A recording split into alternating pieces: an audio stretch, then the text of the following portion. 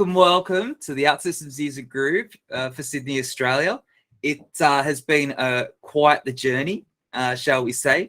When Cecilia and Patricia dreamed up this Forge-athon, we had a vision for some cool stuff being built.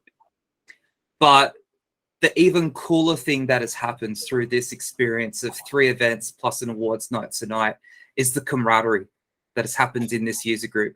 And that above and beyond anything else is what truly needs to be celebrated. And I just wanted to take a few moments to acknowledge that. The teamwork that we've seen in this user group has been a lot of fun to see. I've had a unique platform to watch, shall we say. I've been watching the Slack channels just be alive with chatter.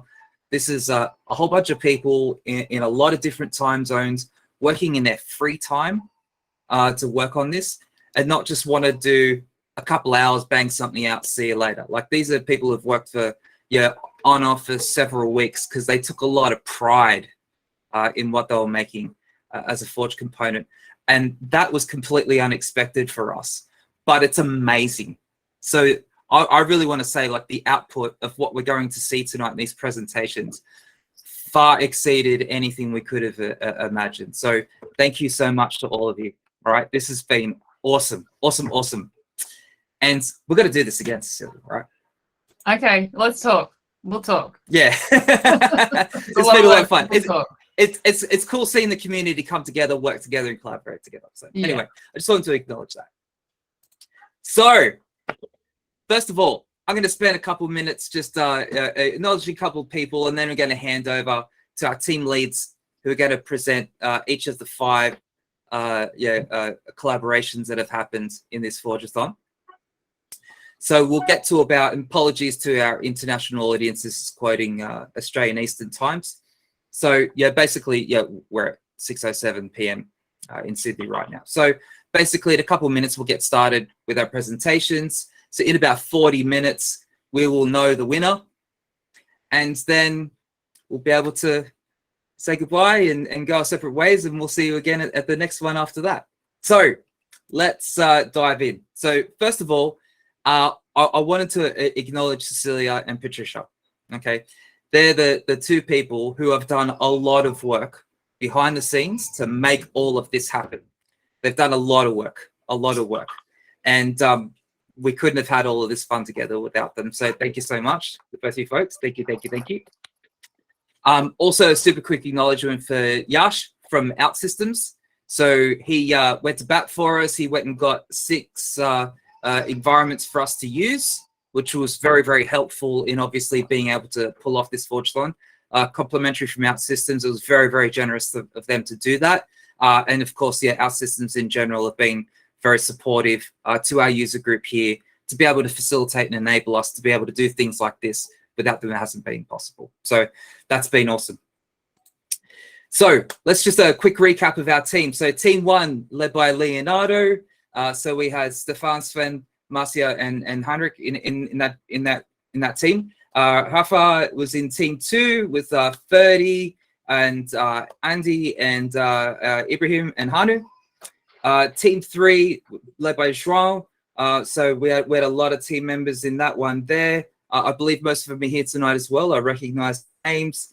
Osama and Nick from Team 4 and John Salamat from Team 5. So we had some pretty cool components here. I don't want to take up any more of your time, folks. I really want to get you to these presentations. But super quickly, just want to acknowledge our judges.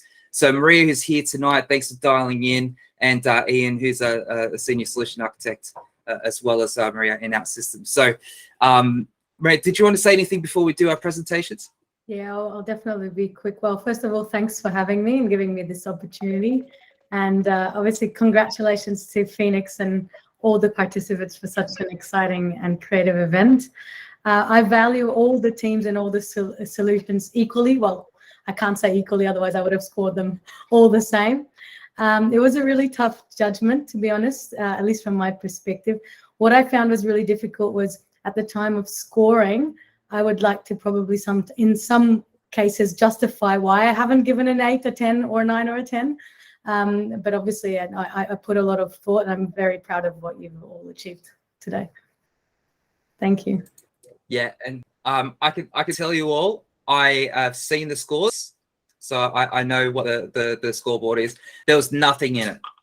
Yeah, with Maria and Ian's points combined, like it was so close. This is a race thin margin. So I don't want to sort of lower the pedestal a bit in terms of who the winner is, but honestly, like there was nothing in terms of who got there. So that just goes to show that the quality is very high across the board. Good luck, everyone.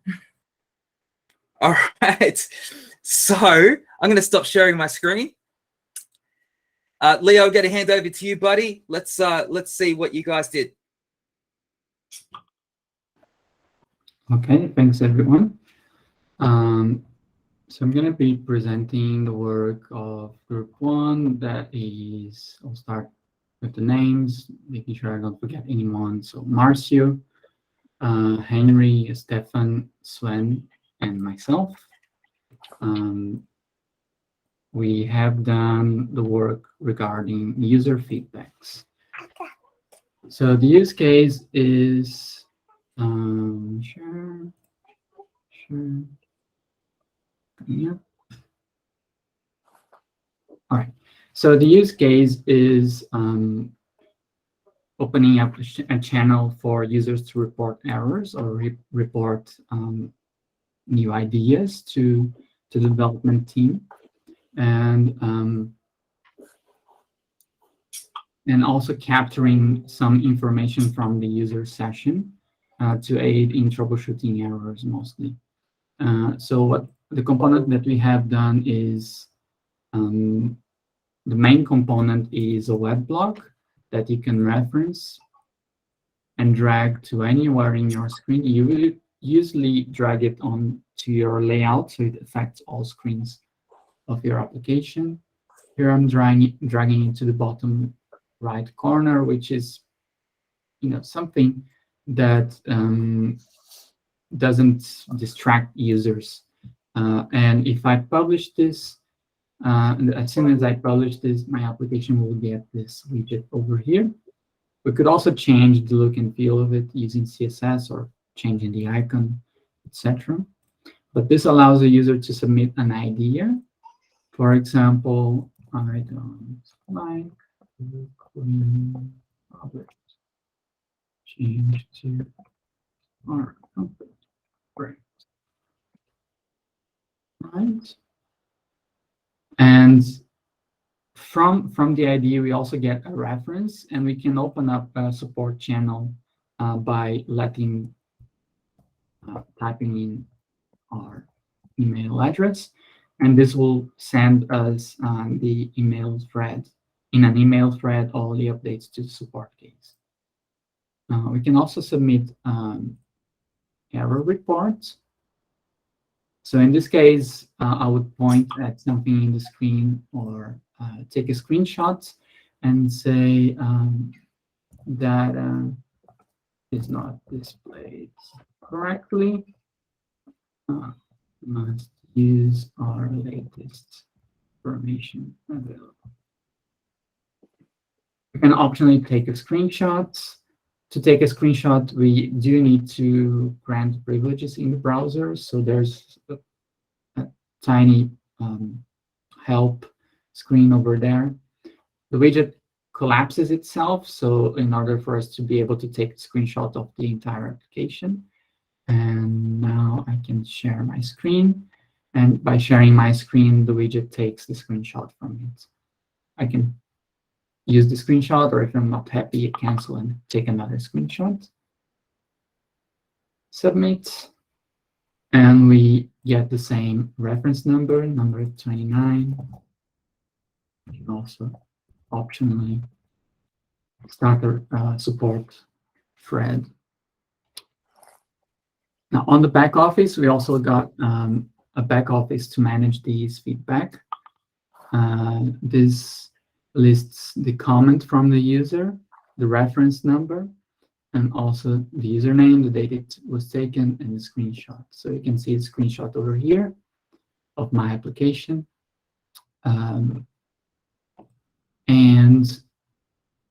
The idea is on a different tab. Here it is, my idea from earlier on. We're also logging JavaScript errors. So in this case, there is no JavaScript error. So that means the user feedback is not caused by a JavaScript error. We're clear in here, but if there were some JavaScript errors, it would be shown in here. We're also logging server calls. So this logs the time some AJAX request took to execute. And this could trigger some troubleshooting path to be taken by the support team to arrive at a resolution for the support case. That's our component. I have to say, just to finish off, I'm really glad that I contributed almost nothing to this component. So I contributed the screenshot functionality, but everything else was ideas from the team. So thanks for group one, and here you go. Off to you. That's amazing. All right, well done, team one. And that's really nice to hear that it really was a true collaboration there with all your teammates there pitching in and doing the bulk of the work of that. It's really impressive. Well done, everyone. All right, Rafa, let's hear from you and see your team two presentation. Thank you, Aaron. I will actually ask Andy to do the introduction. Okay. Andy. I will start sharing. Okay. Okay. Okay, so our component is called the Progress Bar JS. It was made by Rafael, Ferdinand, Anna, Mohamed, and myself. Our goal was to componentize JavaScript library Progress Bar, to use it in our system in the easiest way possible. We wanted to give control to the user through callbacks and actions. We made two main blocks, the one that allows us to visualize default shapes and one that allows us to visualize custom shapes. The library, as you can see, is this library, the Progress Bar JavaScript. You can find how to use the library and the examples. Also, you can find the documentation, the API, and GitHubs. If we go to our systems, we implemented two main blocks, the Progress Bar Custom Path Multi and the Progress Bar Shape. The Progress Bar Shape was the one used for the default shapes. It has two input parameters. The extended class that allows us to change the look and feel of our shape, and the shape to animate that is a data type structure. It has the attributes to modify our shape and to define our shape. This is for default shapes. So I'll show you a demo of the default shapes. This is our home page. I will refresh it for you to see the everything in action. So you can see the default shape, the line, the semicircle, and the circle. What this does, it animates a progress bar. We can see the normal behavior. This is with the twinning. This is the change color, and this shows a percentage when the shape is animated. And I'll pass to Rafael for him to show you the custom shapes. Thank you, Andy. So I will share my screen now. I just want to go through some other examples. Hope everyone is seeing the screen already. A second. Yep. Okay. So like Ken said, we have the sample shapes which came by default with the component, which is the line, semicircle, and circle. However, we also enable the users to do what we call it custom paths, right? So for example, in this specific example, we are using a very messy line to show that it's okay to be different sometimes, right? And to also show that you can pretty much have any form or any paths available to use with the components. Other than that, we also extended a little bit the library to implement some extra features on our systems. So here what you will see is actually something that is only available with OutSystems and not in the normal application. I'm sorry, normal library. This is the ability to animate multiple paths at once. So that the normal library doesn't allow that, but we thought it would be a nice addition. Here you can see we have more than 40 lines actually being animated at once. To go even beyond that, we thought about having some other features, which is the delay and some special transitions, which is basically to allow, for example, here, the delay of the OutSystems logo. You can note that it will only start after the whole animation was completed. We are also enabling here the opacity of the SVGs to be shown as the same color of the line. So this is also something that doesn't exist in the normal components. Another extended feature that we tried to do the better way as possible was the callbacks. As we are using multiple paths now, we have a lot of different callbacks, one for each path, but we also have a final one, a complete one.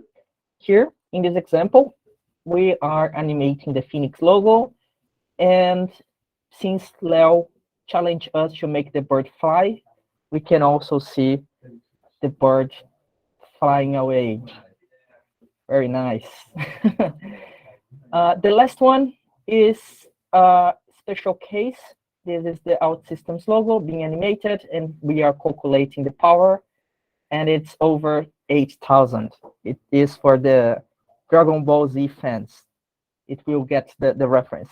And that's it, guys. I think I have to thank the team too. It was a very nice teamwork. We discussed a lot of different features that we could do as part of these components. And this is the final results. I hope everyone like it. Well, I do. It's awesome. The mic drop moment is the bird flying away. I mean, that's incredible. Imagine this sort of stuff as a loading screen, let alone what you see from the OutSystems application after that. It's amazing work, team two. Well done. Well done. Sure. All right. Now let's hear from team three, led by João.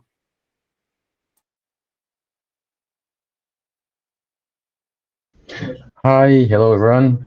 Sorry, I was a bit lost with my mouse. Cool.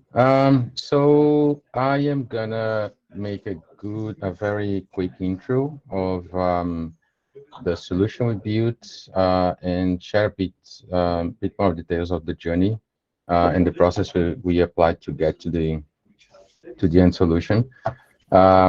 First, a quick introduction of the team, and I hope you guys can see my screen now. Very quick introduction. This is pretty much the board we use from scratch, guys. So we didn't really work on a fancy slide deck, but the solution is top notch. So starting with the team, we started with just 4 people, and then Jitendra and Puneet joined us halfway through. We had Arnav, Mani, Mansoor, and Anushka working with us from scratch. They all have some time as OutSystems developers or tech leads, and me just as a happy leader and spectator, seeing the amazing work the guys did. We took the path of building a business solution, which we now call DynaDocs framework. And the idea of the solution is to enable end users to create reports and letters templates to be used by hosting apps without development intervention. That was the very first brainstorming session we did to come up with the purpose and the vision for the solution. We specified a quick use case where an insurance company has a system that needs to generate multiple different templates of letters off the back of claims or insurance products. And we use this as our target use case. Moving on, we had some ideation meetings. This is how the ideas were brought up. We had a initial diagramming to kind of split the idea and have a better planning. We identified one of the trickiest requirements, which was related to do data binding. And then we discussed options. So we used some sort of consulting hat here to discuss from a business perspective, putting ourselves in our client shoes, what would be the ideal solution. We outlined pros and cons, and we came up with option one would be the optimal solution. And then we started doing some mini plan to discuss, to identify what would be our minimum viable product to be posted to the OutSystems Forge. And we split the other features. So we didn't stop with the basic functionality. Our intention is to publish it to Forge and keep evolving as a component to keep benefiting the community.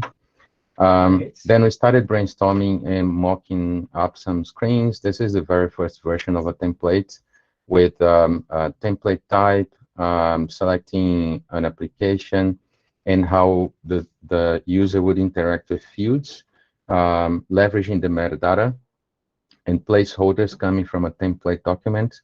Not gonna dig deeper into detail. Manny is gonna do a quick demo on the application. And this is the final version of the mock-up screen. After some brainstorming analysis, the team came up with this final version. Apart from this, we built a few other artifacts that will help us document the component. So this is all information that will be posted along with the solution to the Forge, and a draft layered canvas defining the architecture of the component.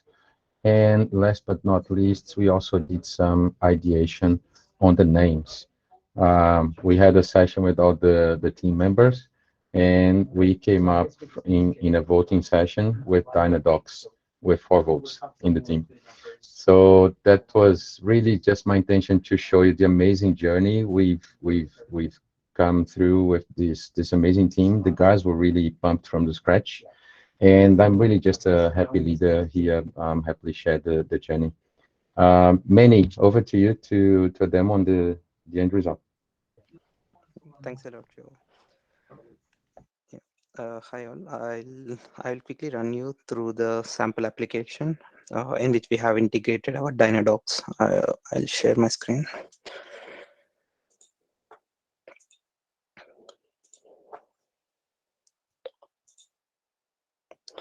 Yeah. So for this, we have taken a real world scenario of an insurance portal where the users can actually download their claim applications. So by integrating the Dynadocs component to this application, it reduces the developer efforts from writing the huge lines of code to map their data with the placeholders. So our components gives them the ability to manage templates and placeholders and the mapping things. So I can quickly run you through them, all the back office pages where they can actually manage the templates and manage the mapping. So if they choose a template, let's say I have chosen a template like this, where it has the placeholders of the policy number and the claim number, and there are a few more placeholders where we actually need to replace the real-time data. So for that, we have provided them a form where they can actually insert the template with the template name and the template content. So the template content will be a kind of HTML content. So they can also edit the template whichever they have. So if you see here, I have inserted a HTML code for this claims template. So here, if they want, they can also update the placeholders, and they can also change to create a new template if they want. And once after they insert a new template or modify the existing template, they can actually map all the placeholders which are available in this code. So we have a background code which actually detects all the placeholders with the syntax which is defined in the square brackets like this. So we list out all the placeholders, and then we give them the ability to map their placeholders. So we can see the placeholders which are from a claim. So I can show you the placeholders which we listed from the claims template. So we can see all the placeholders here. And coming to the mapping, we can easily map those placeholders from the UI without writing a lot of logic in the backend. So I can select the template whichever I want to map with, and I can choose the modules from the application list here. So I'm currently using the home insurance portal. So I'll choose home insurance core portal. Sorry. Yeah. And I can choose the primary entity where actually the main first record comes from. So in this case, I'm actually doing it for claims. So I'll use the claim as my primary entity. So once after filling this data, that lists out all the placeholders which are related to this particular template list here. And I can see like these placeholders are assigned already, and we have 2 unassigned placeholders which we'll assign now. So here we are going to assign for the last modified by. So we want to assign this to the last updated by field in the table of claims. So if I choose this and if I click on continue, if it is a reference ID, then it will open up the associated entities to this. So in this case, we can see the associated entities user table. So they can choose the users table, and they can again choose the associated attribute. So here I'll go with the name as I want to represent for the last modified by username. So, and if I click on continue, that shows a save button where it don't have any other associated entities, as the name is not a reference ID, it is just an attribute. So once after I click save, it gets assigned. And in the similar way, I'll also do it for the paid amount, which is a direct attribute. So it is not a reference ID.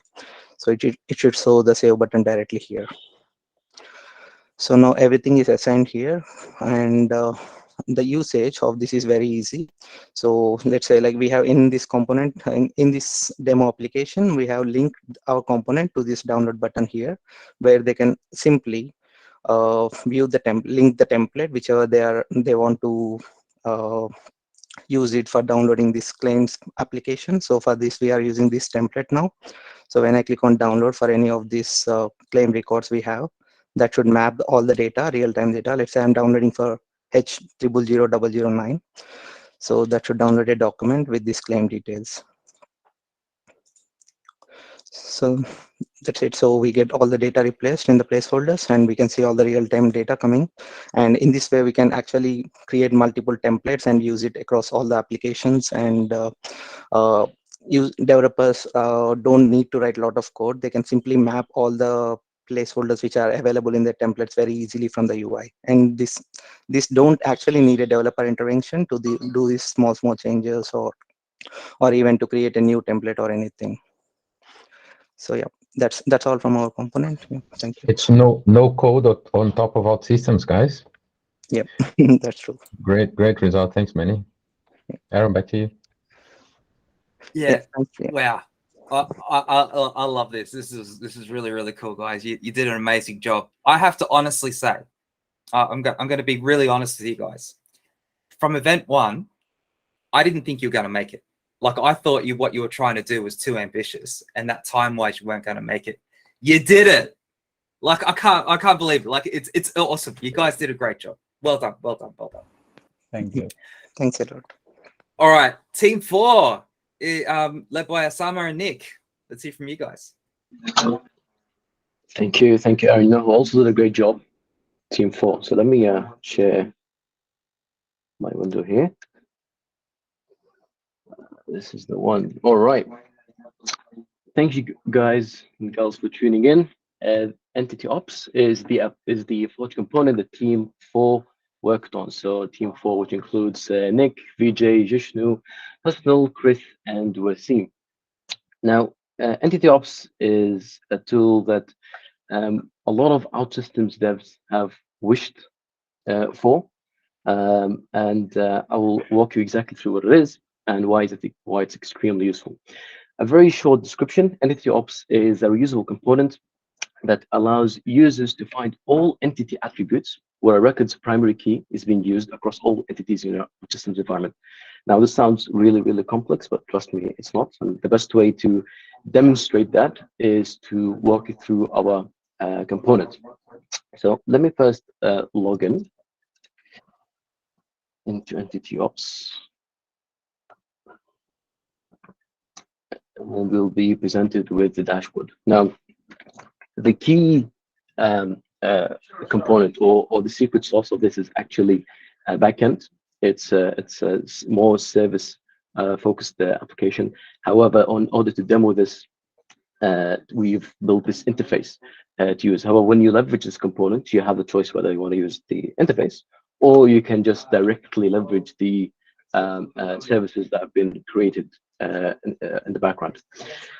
There's one step literally one step you need to do in order to leverage this functionality, one mandatory step to leverage this functionality. So what I want to do here is, if I click on step 1, I first need to select the entity that I want to search my primary IDs for. So I'm going to search for user because that's going to be a very common example with this tool.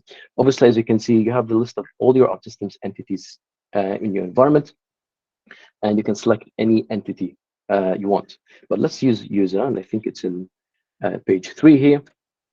I select user.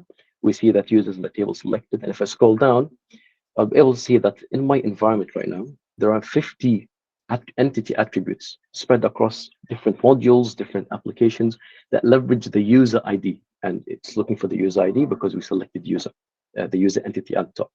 So I can see, for example, in the device database eSpace, which is in the system components application, there is an entity called device database binary, and it has an uploaded by attribute. And this uploaded by attribute is uses the user ID.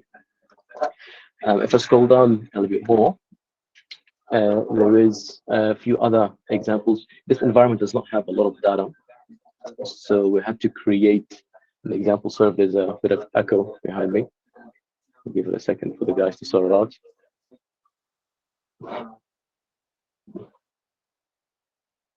All good? No, not all good. Yeah. No. Apologies, team. Got a bit of technical difficulties in the office. Yeah. Test. Nope. Maybe just turn off the browser laptop. Test. Nice. Okay. Thanks, mate. Yeah, we can give Raf's team a couple of bonus points there for solving the issue. Back to entity ops. So if we scroll down the list, we can see all the other modules and applications that also reference the user ID. So like I said, this environment does not have a lot of data. So we created this entity ops module, and we created some dummy data to further demo this component. So I can see in my entity ops module, we have a table called sales, and there's a sold by attribute in this table, and it uses the user ID, etc. So you can see all of these attributes that are being referenced. Now, obviously, this is very useful by itself. It allows you to get this holistic view of all of these references without having to, search for usages and spend some time to try to track these occurrences down. But I want to take this one step further.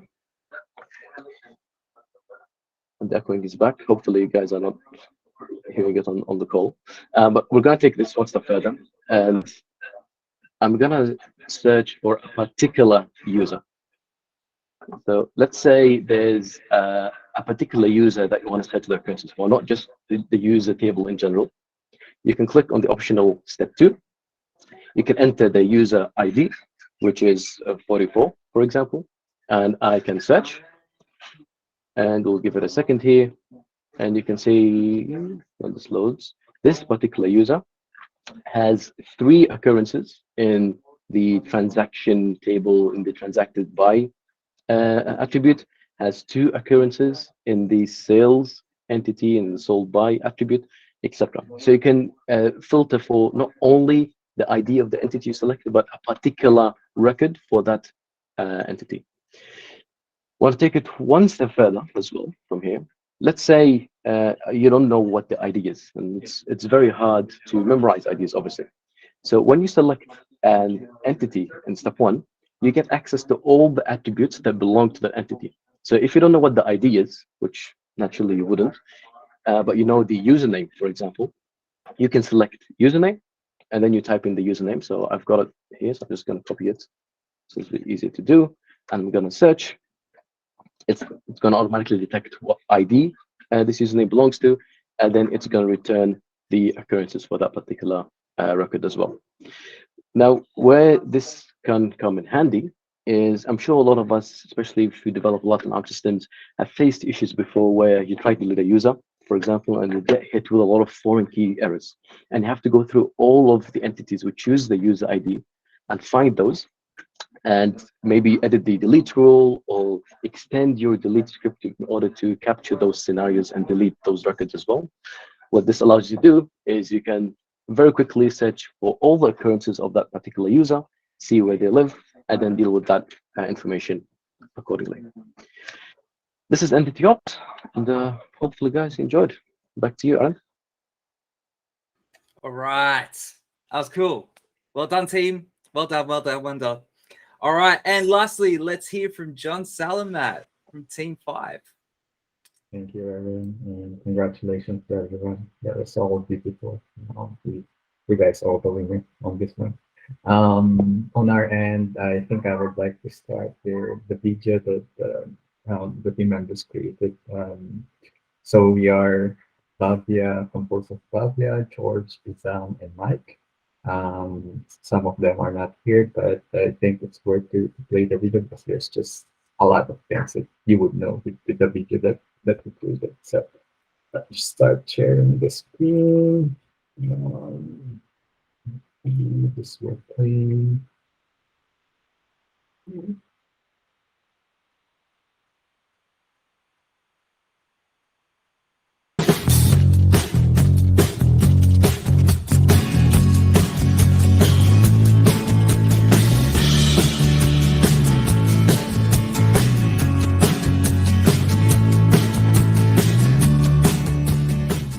Introducing Dynamic Data Mapping, easing your data administration needs. Moving data from one place to another is one of the most common requirements in software applications. For example, importing and exporting data between Excel and a database, or exchanging data between two APIs, etc. This can be a difficult and time-consuming process. However, before moving data, we must first build our knowledge of the source and destination systems, and map the relationship between them. This is normally a complex and time-consuming process. Our data mapping component simplifies that process by providing a set of tools to enable users to easily visualize their data and map fields by simply dragging and dropping. Now let's see the Dynamic Data Mapper in action. To start, we select the type of data we wish to import, including Excel, CSV, JSON, and XML. In this example, we will use Excel. We then provide the file with our source data. If the source contains multiple tabs, such as an Excel sheet, we can then select the specific tab we'd like to work with.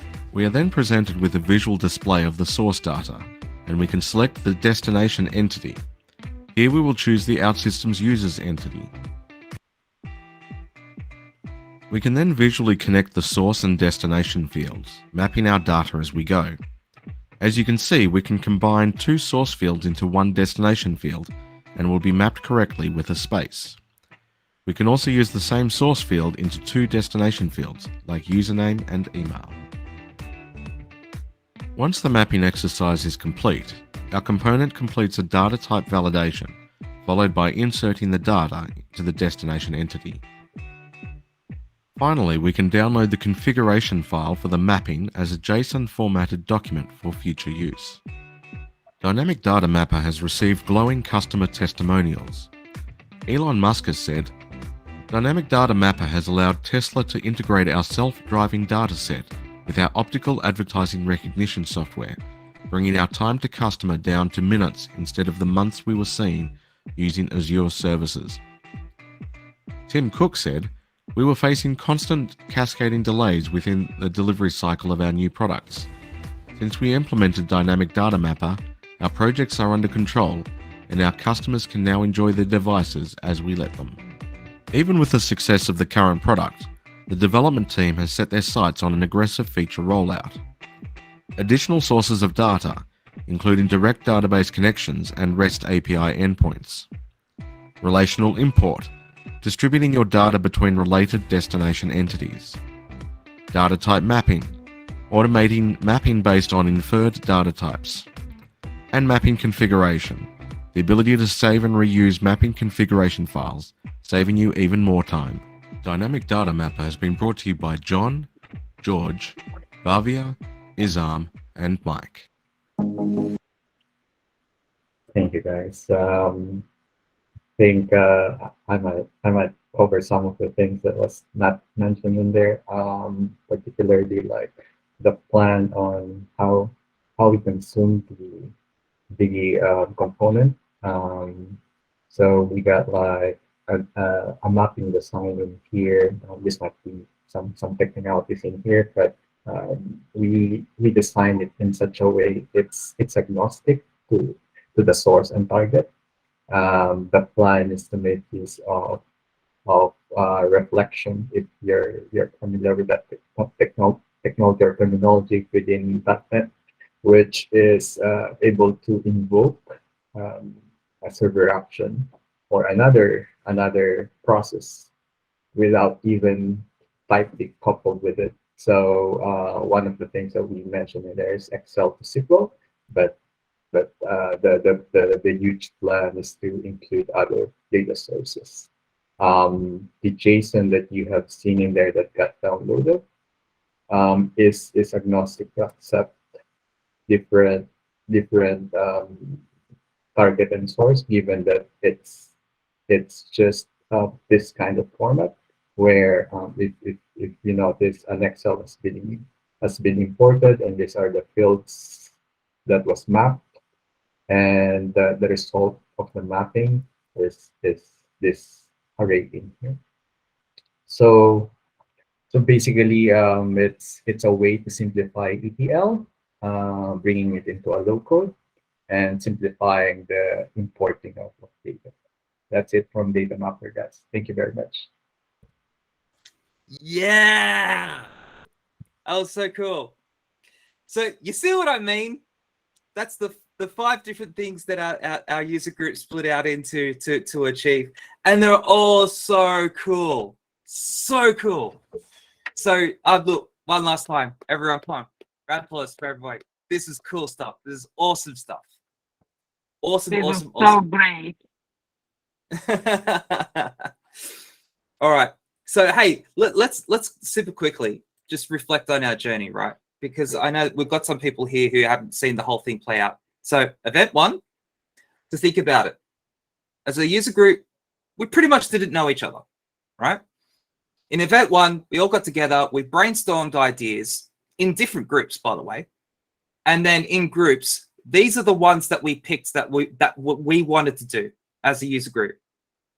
So we went about and did that. And then in event 2, that's when, well, at the end of event 1, we picked, as user group team members, we picked which projects then we wanted to attach ourselves to and put time into. So then event 2, that's when these teams got together for the first time, went, all right, how are we going to get this done? And then figured that out. And then by event 3, they're either like, yeah, in primary building mode or wrapping up building mode of the stuff that you've seen here. And that journey was about 6 weeks, 6-7 weeks. So it goes to show 2 special things. 1, the power of OutSystems, how to get things together really, really quickly. And 2, just the power of teamwork. So this has been a lot of fun. So I'm not going to hold back the answers any longer. Let's find out who took the crown here. So just getting back to my slide share. So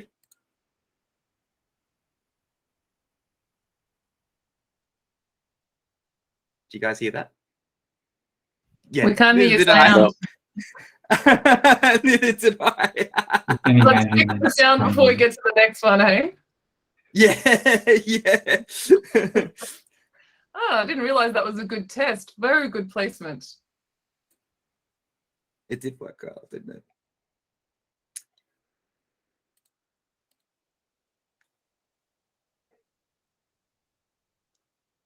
You'll have to do an extended drum roll.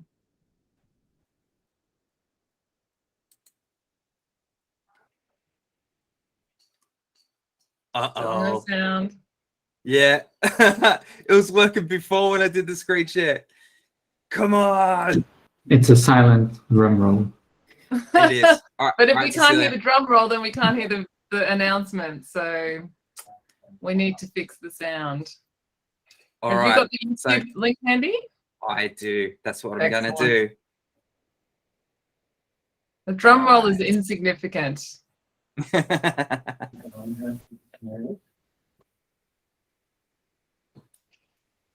Loading, loading, loading.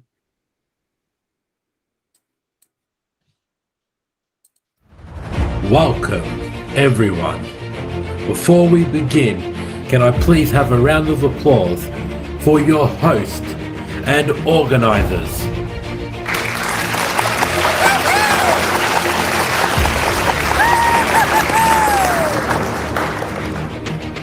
And the nominees are Team 1, being led by the charming Leonardo in his most critically acclaimed role yet, the Wolf of User Feedback.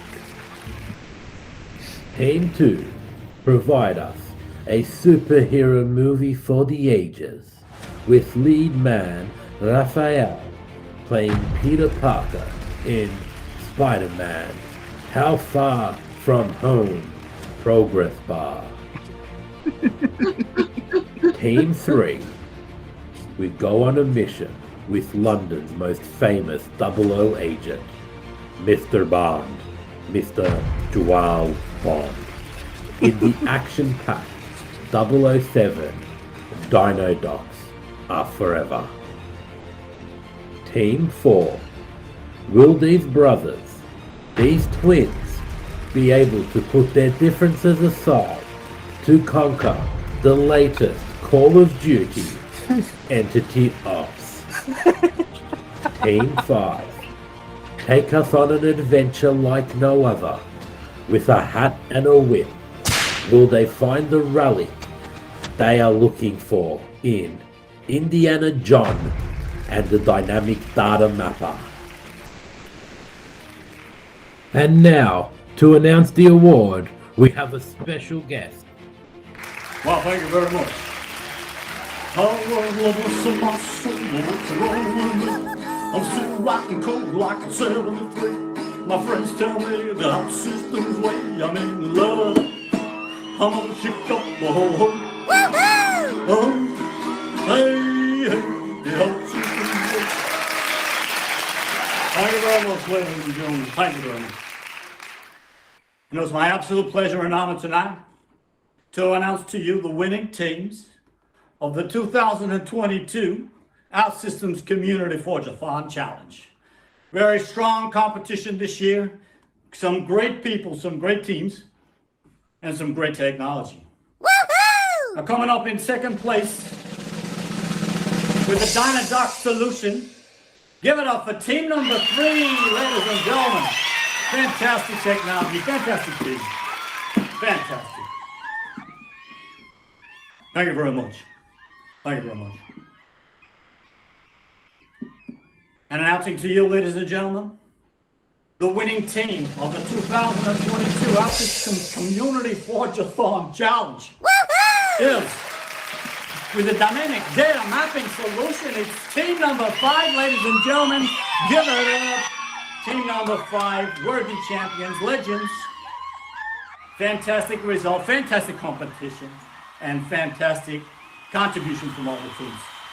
Thank you very much, and back over to you.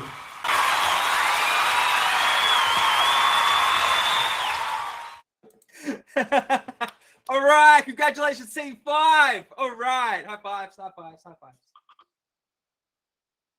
So that's all we have for you tonight. So the criteria, just to let you know, is that the judges looked at they considered what was needed, what was innovative, and the completeness of solutions. So that's how they came to their answers. But yeah, Team 5 did really, really well there. Congratulations.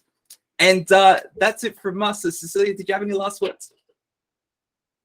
No, we're just so glad that this event worked out and that everyone got together. And we've got this gorgeous team across pretty much every continent on the planet that has come together to make this a night possible. And well done on all of the components and the great technology.